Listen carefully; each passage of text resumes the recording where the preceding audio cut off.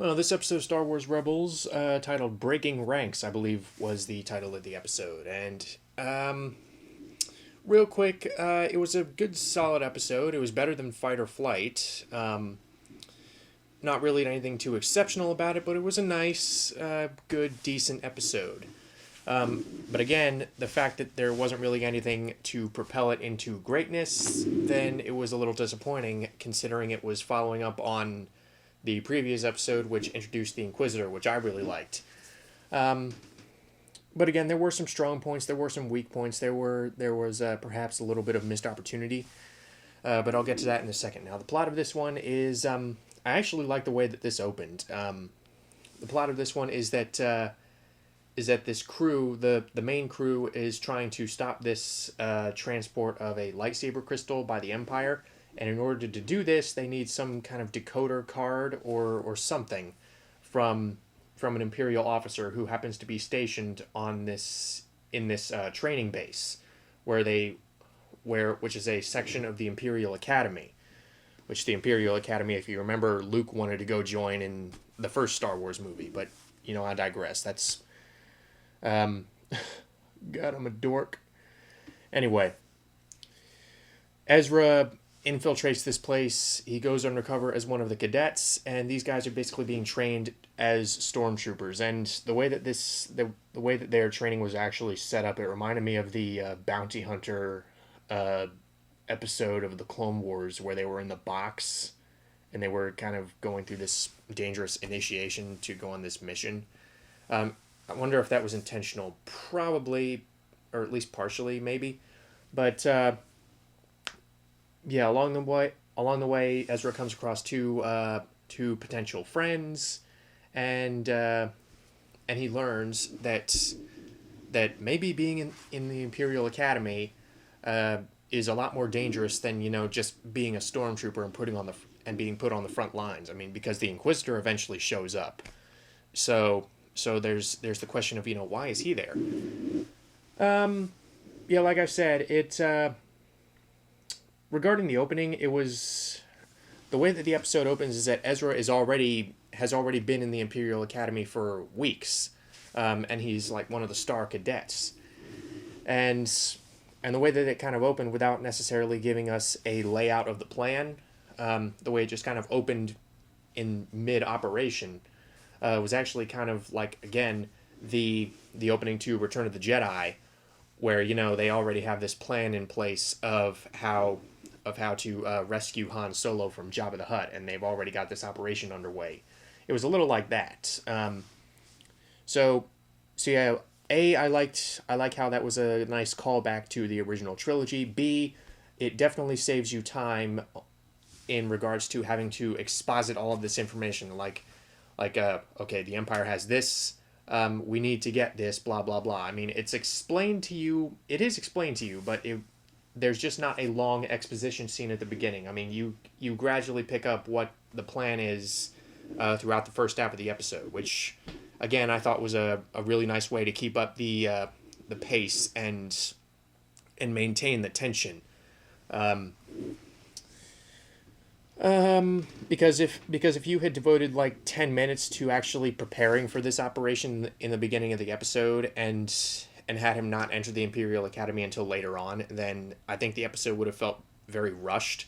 As it was, it did not feel too rushed. So yeah, I like the pacing of this episode, and the voice acting, like I said, or like I didn't say, I don't know what I'm saying now, but the voice acting is still pretty accomplished. I think the guy's name is Taylor Gray, who voices Ezra. He still does a good job. Freddie Prinze Jr., the guy who voices Admiral Muttonchops, Jason Isaacs, is still very creepy as the Inquisitor. I liked how we didn't actually get to see him in combat this episode. We just got to see him interact as a character, rather than just having him fight. So the way that he was kind of methodically sizing up the situation, again, I hope they continue to do that rather than just kind of playing the Inquisitor card whenever they need someone powerful to fight. yeah, a lot of the visuals I thought were very reminiscent of the original trilogy, specifically the Death Star. I think a lot of the architecture and a lot of the designs were really in a welcoming way reminiscent of a lot of the designs from the original trilogy. You know, like the walkers and the base as a whole, just the architecture of it and the lack of color. So so yeah, the animation is still very good. And Dante Bosco was one of the cadets. Dante Bosco did the voice, and I did not know that going in, and I actually had to pause it and say, "Is that friggin' Dante Bosco?" And I have to wonder. First of all, he did a good job. I mean, Dante Bosco has really garnered this very large fan following over the years. Um, if not for his role in Hook, if then for his role certainly in Avatar: The Last Airbender. So hearing him do one of the voices, I think might make this episode stand out to some people. But anyway, I have to wonder if that was if Dave Filoni had anything to do with that, had anything to do with Bosco's casting in this particular episode, because the thing was Dave Filoni was actually he actually worked on the first season of Avatar: The Last Airbender. So again, I have to wonder, was that his doing, getting Dante Bosco in here? But the thing with him as an actor is that he can portray an adult, he can portray a tormented adult or an angsty young kid, which he does in this episode. So yeah, he does a good job, and yeah, like I said, from a technical standpoint and from a storytelling standpoint, this was a fairly solid episode, but there were a few issues with it, and I think a lot of those issues have stem from unrealized potential. Um, and first of all, this isn't necessarily a problem with the episode itself, and I may not have had this problem if it had come later in the season order, but I really wish they would focus on some of these other characters, because basically every single episode up to this point has focused on Ezra and or Kanan, and I like their characters, but why not give some of the other crew members a chance to shine? I mean, they occasionally get a good line here and there, but and I still like the group dynamic that they have, but give an episode or two to Sabine or Hera, well, Zeb kind of got an episode a few weeks back, but again, I think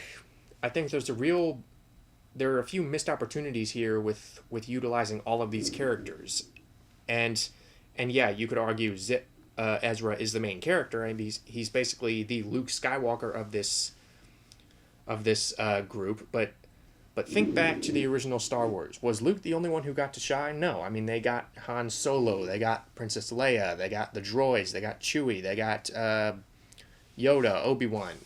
They even gave the bad guys time to shine, and the fact that they basically just seem to be ignoring Hera and Sabine is a little disappointing. So like I said, my problems.